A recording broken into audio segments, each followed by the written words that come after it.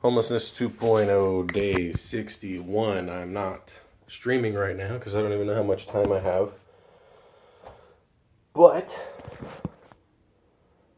finally, some good news. A kind of a combination of good news that are relevant, relative, whatever you want to say. I'm going to let those cool down just a little bit. Let's carry over. Heat from the bones. Hit the meat. I may need to reheat a little bit more. But I don't know if you can tell. I'm still in the same place. It's about 1 o'clock in the afternoon. Should have checked out at 12. So you're like, what the fuck are you doing, Justin? Why are you still in the same place? It's not because I got an extension.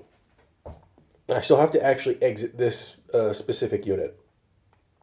But after having a conversation with the host, well, a brief conversation on Airbnb's messaging system, she's like, well, I may have a solution for you. I'll talk to you later about it when I knock on your door. I'm like, okay, the anticipation is killing me now. Like, don't get my fucking hopes up or anything. And of course, my hopes got up. And I was kind of thinking, like, what may be reality.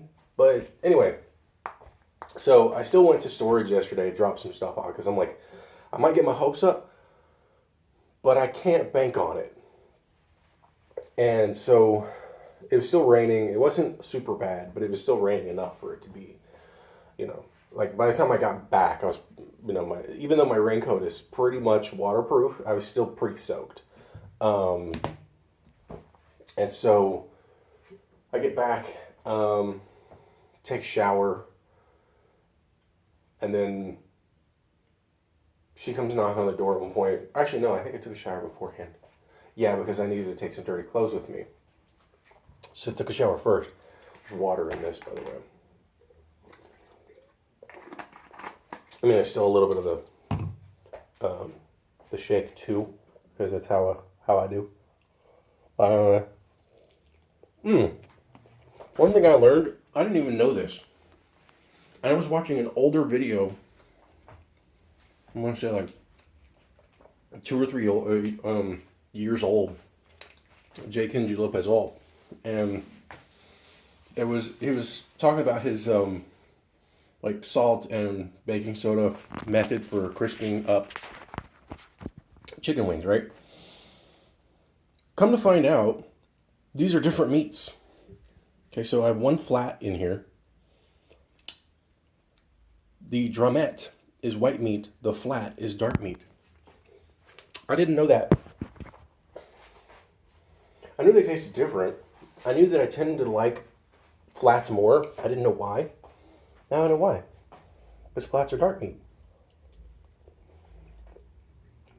And the difference between them is how the actual muscle is used inside the meat. I think I could probably do. Oh wait, no, it doesn't work that way because I'm not streaming. So I'm gonna actually reheat these just a little bit. Put in there for like 2 minutes or something.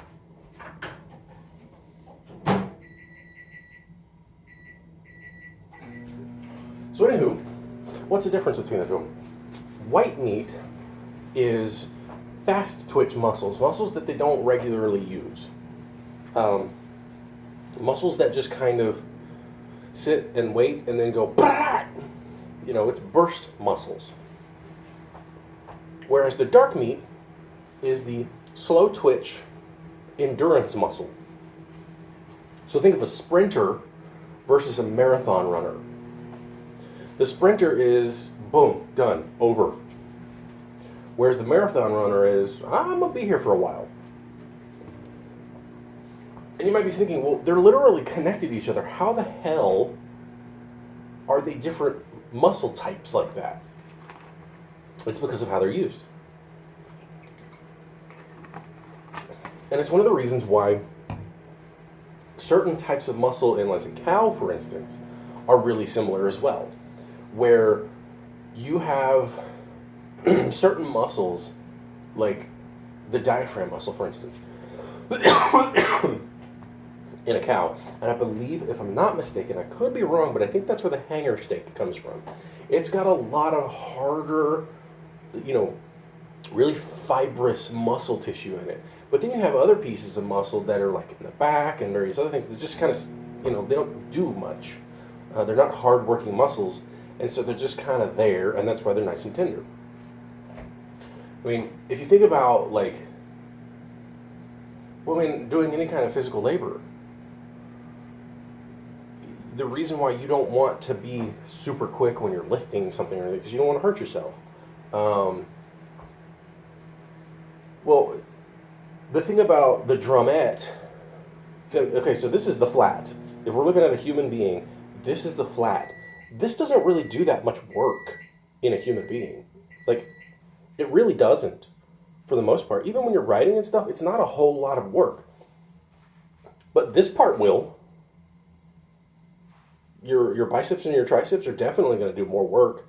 And then, of course, your pectoral muscle, blah, blah, blah, blah. Your pectoral muscles, they're going to do more work. And the same thing goes with your back muscles. Because of the way that since we're bipedal, and since most of what we do is the stuff that's more or less above us, with more sitting and things of that nature, our midsections are going to end up doing less overall work, and parts of our legs are going to do less work too. And so, depending on the type of work and how quick that work needs to be done, can affect the muscles. And I just realized I have more than one plate in this pile.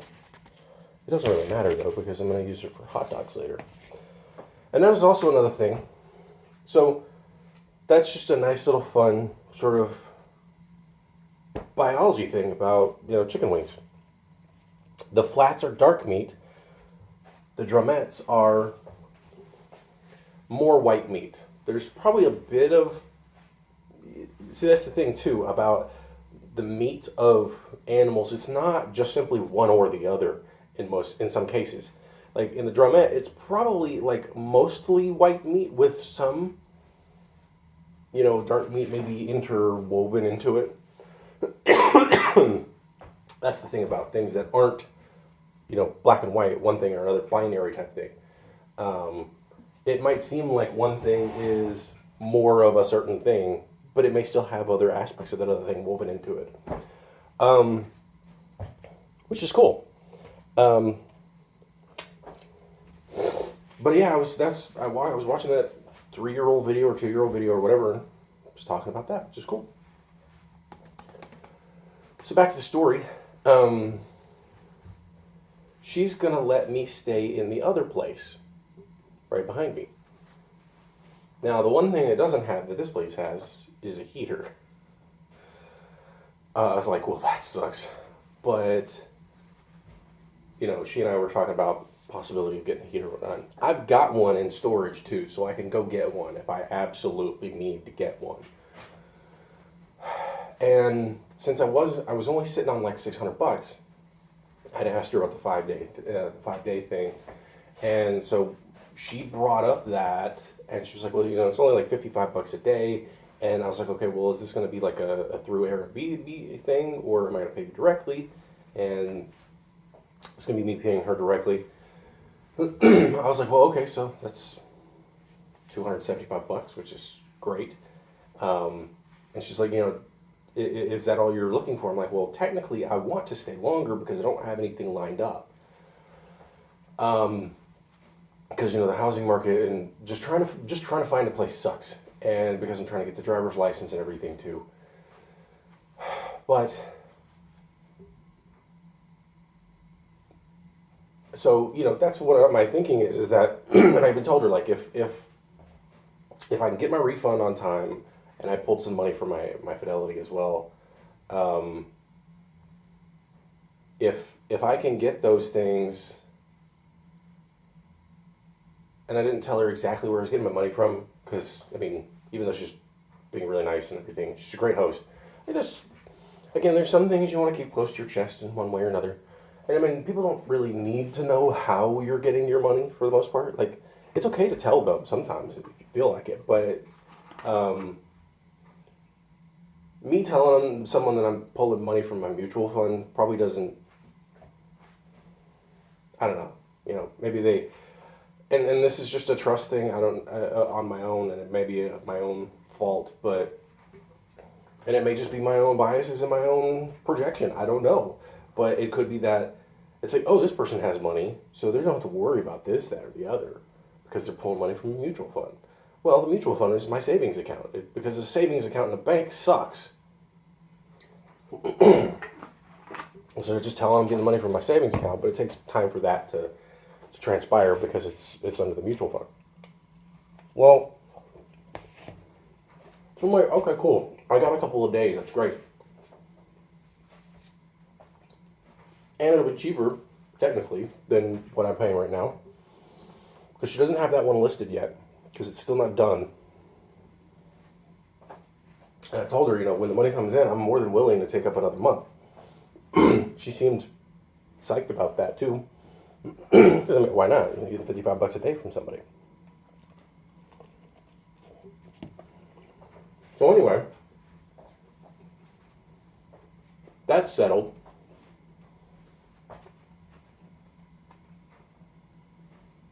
It took a load off me.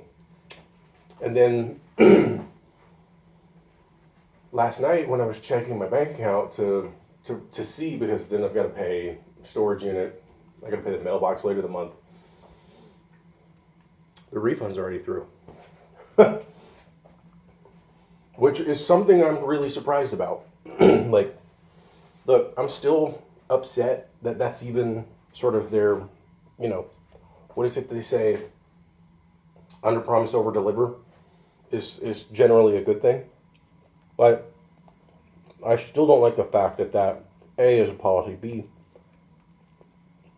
is just kind of the way that things work. Like, yeah, it worked in my case in this situation, but how many times does it not? So I'm sitting on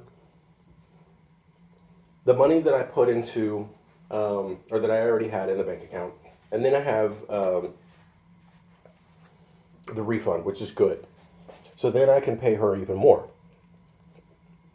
So when the time comes, she says she's going to text me when it's time to come over there.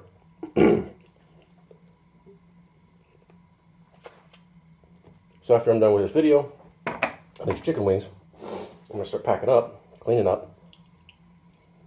Oh, these chicken wings are so good. I bought these at like the beginning of the week and they were already cooked and cold. Because like, Food for Less has a section of pre-cooked food, but because it's cold, it qualifies for food stamps. Because unless you're technically homeless, like literally homeless under whatever the food stamp program is, basically you don't get hot food as an option. Because they're like, well, you're just poor, so you should be able to cook food for yourself, effectively is what they're saying. Which I get, but at the same time it kind of sucks. Because sometimes you just kind of want to not cook food because you're on your way to fucking work or whatever. And maybe you just want to get a pizza or some shit, who knows. So what Food for Less has done is that they've cooked, because like they have their cooked food. And it could be that it's cooked food from the day before and they're just refrigerating it, who cares? The warm, hot food you cannot buy with food stamps. But if you take that food and then you go put it in a fridge, now you can buy it. Loopholes, man. So good on Food for Less, even though it's Kroger, and Kroger for all intents and purposes, it's just another big chain grocery store who doesn't give two shits about their employees. But, hell, maybe that's not Food for Less, maybe that's not even Kroger, maybe it's the management.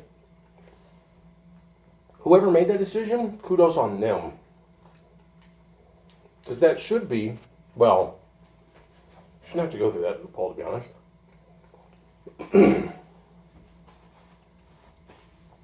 again, I get it, but at the same time, like 10 years ago, I was getting like 210 or something like that dollars. Okay, so between cash and food, so I was getting 200 a month for food stamps, and I was getting 210 for cash benefits. And it's really hard to qualify for cash benefits. There's really specific things you have to do. And I mean, like, there's a lot of people out there who complain about, welfare queens and all that shit. That's just more classist bullshit. That's more us versus them kind of BS, when we could just be fixing the problems instead of blaming it on the poor people. I'm sorry, but if you think somebody is taking advantage of the welfare system because of some reason, you're so incredibly ignorant. Most of the time, people have to fucking lie to get more than they will be permitted to have, because they actually need more than what some other entity says that they deserve. And how cruel is that? How cruel is it that we live in a system that says we've weighed everything that you've told us, and we only think you deserve $200 a month. $200 a month is nothing. It's like, it's almost like they think you have all the time in the world to, buy every single staple that's, super cheap and cook all of that every day. No, it takes a long time for that shit. I talked about it in a previous video. Sometimes making bread means you're waiting 20, 30, 40 minutes just for it to rise. And then you got to wait some more for proofing. Just because you're unemployed doesn't mean you have all the time in the day to be cooking your meals. It doesn't work like that.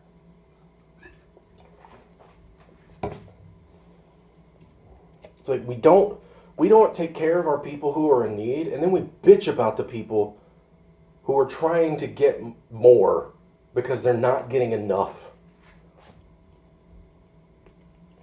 Like, what kind of fucked up society is that? Like, if you think that way, who are you listening to? Because that person is full of shit.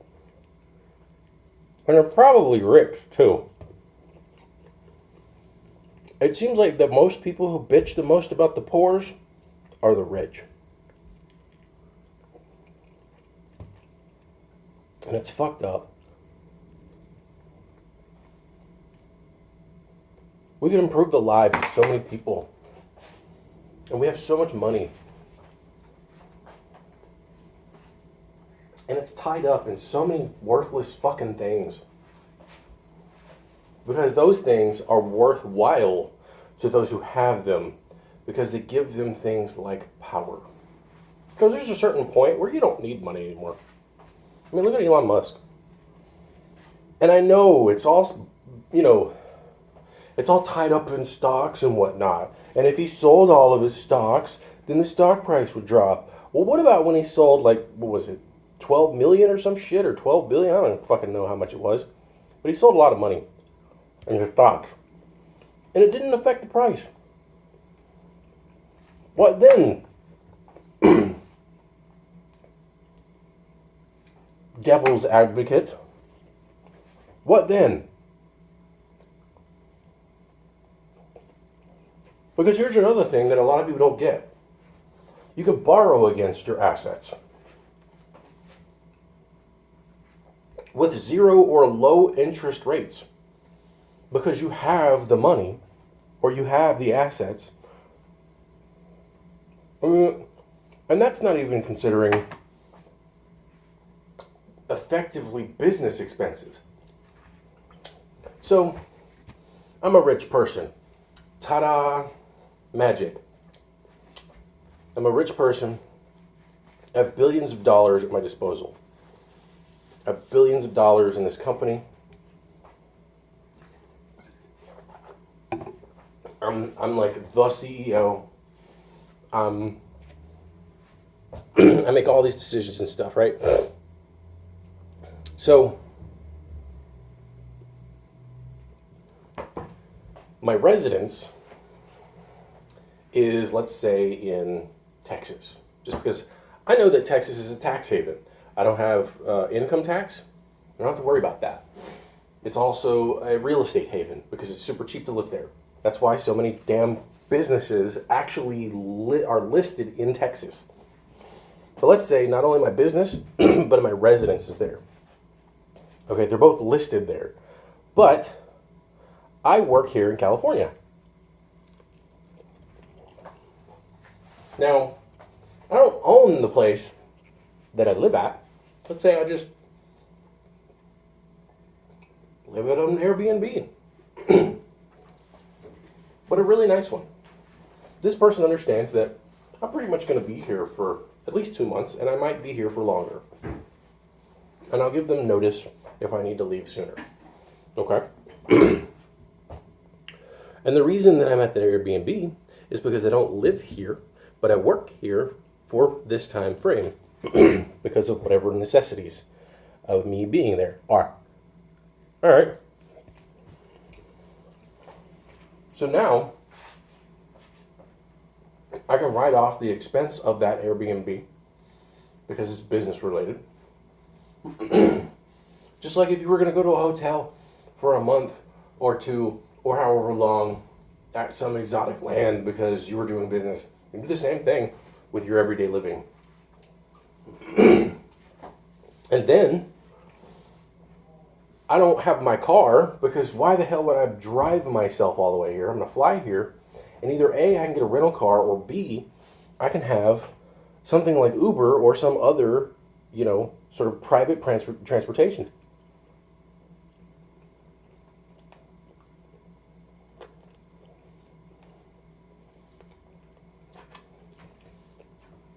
So I can get private transportation to and from wherever the hell I need to go. But because my existence in this town is all business related, and because I've got really good accountants and tax people and CPAs and the like, I can basically write off every day of my life without paying a dime.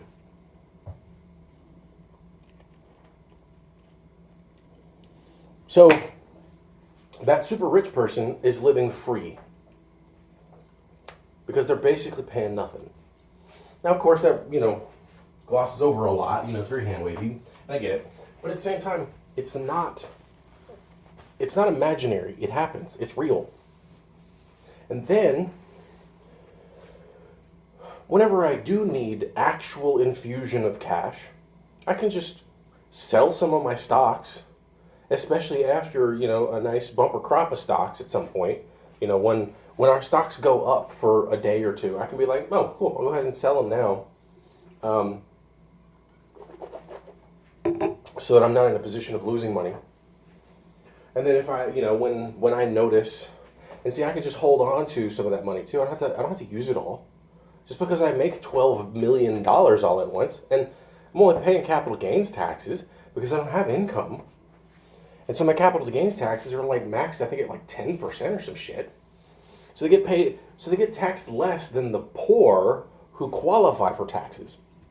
Now, sure, they're paying more simply because they're paying on that, excess amount of numbers. But it's just a cost of it. And they can make that money up in other ways.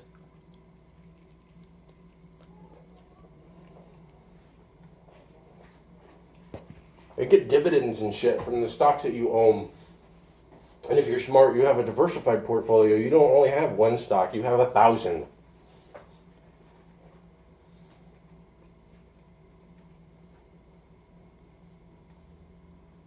So that all your money is fluctuating in a way that is more even. And you can look at one and sell a little bit here, and look at another one, and hang on, and then buy that one later, and so on and so on. And there's all this money play. And it's all a form of gambling. It's all gambling. There's no other way to say it. Our stock market is gambling. And it's no wonder we try to, outlaw it. Because it's like, well, we have a way for you to do it. And the powerful people prefer this way. So we're going to make it harder for anybody else to do it. Hell, even if other people do it, we're going to make it harder for them. We're going to try to claim that it's market manipulation when a bunch of people start talking about a specific stock. Like GameStop or AMC, for instance. I don't know why I pulled those out of my ass. They were just random.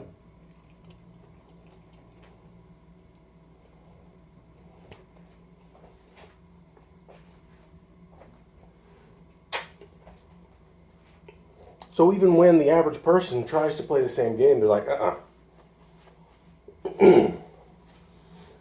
And someone might be like, well, it wasn't because they were trying to play it. It was because they were trying to change it. What do you think they fucking do all the damn time? That's exactly what they're doing. It's just that it was the wrong people doing it. And that was the problem. Anyway.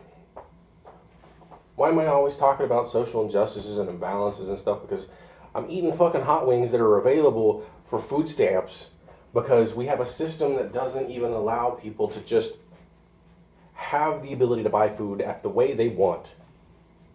Like, we are trying to control poor people so much. We can't even let them have some money because somebody's like, well, what are they going to do? They're just going to throw it away. No, they're going to put it right back in the fucking economy. They're going to go pay their bills. They're going to fix their car. They're going to do shit with it.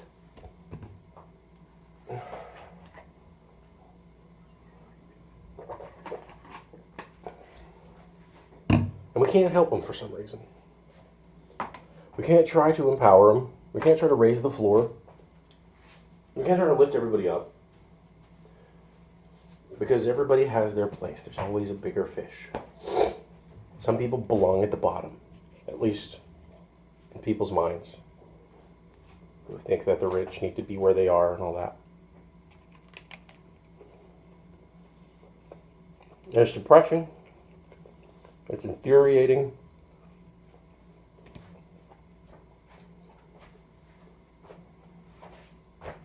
And it just makes it for a more miserable world. Because then the people that it could affect, who have it good for now,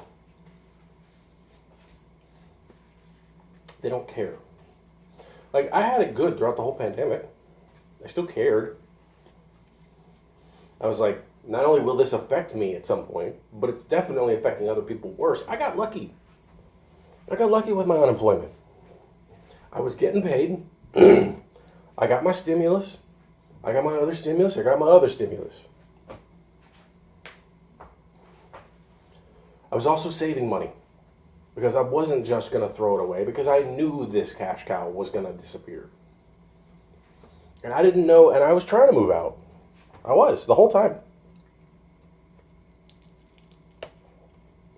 Now, was I doing it super actively? No. But I was still trying to find ways of getting out.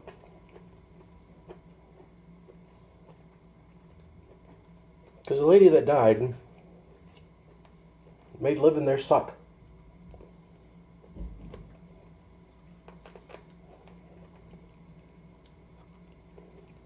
And the crazy thing is like, literally that day, and I may have mentioned this in another video, I'm not sure. I had woken up dreaming that the place had burned down. And then I found out later she died. Damn it.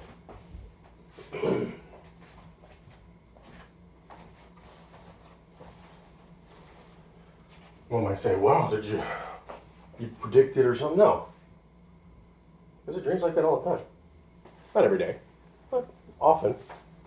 Often enough that even if it didn't happen the day of, it could have happened the next day or the next day or the next day, and it could have seemed like that I predicted some sort of catastrophe within the household system.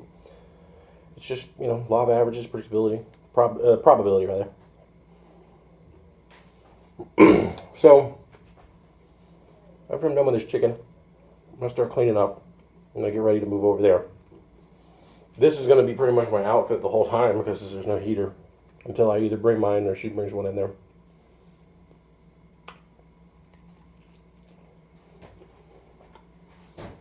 And since I've got the money in the bank account, and I've got the $2,500 coming over from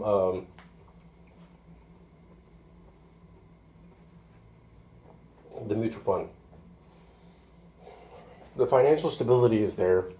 I'm not nearly as frustrated as I was yesterday. But, you know, that's where a lot of frustrations in life come from people. As finances.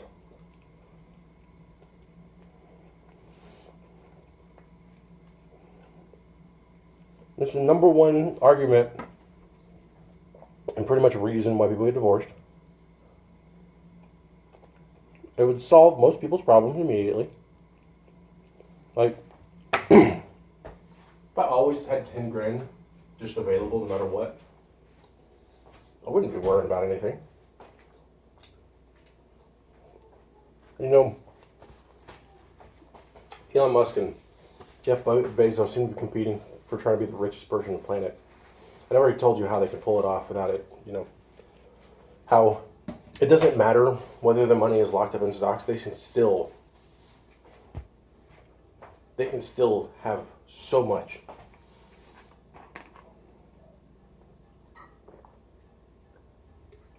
If you made $1 million a day, you'd only have $365 million. And that's nothing compared to 1,000 times that. I mean, if you made $1 million an hour, you'd have 24 times that. 24 times 365 is not 1,000 times more so, which is what 365 billion is. So if you were making $1 million an hour, you'd be a billionaire, but you still wouldn't be as much of a billionaire as Elon Musk or Jeff Bezos, and you still wouldn't be as rich as some of the other top 10. It's how much money they make. And no, it's not that they make $1 million an hour, but they make millions a day. Sometimes billions, depending on circumstance.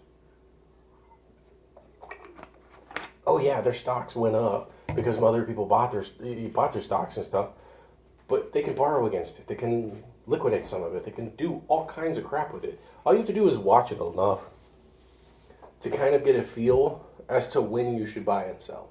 And when you have that much money, it doesn't really matter because it's not going to affect your life so much as it would be, let's say, mine. When I now have less than $10,000 in my mutual fund. Sure, I've got more than that overall total. I'm about to not.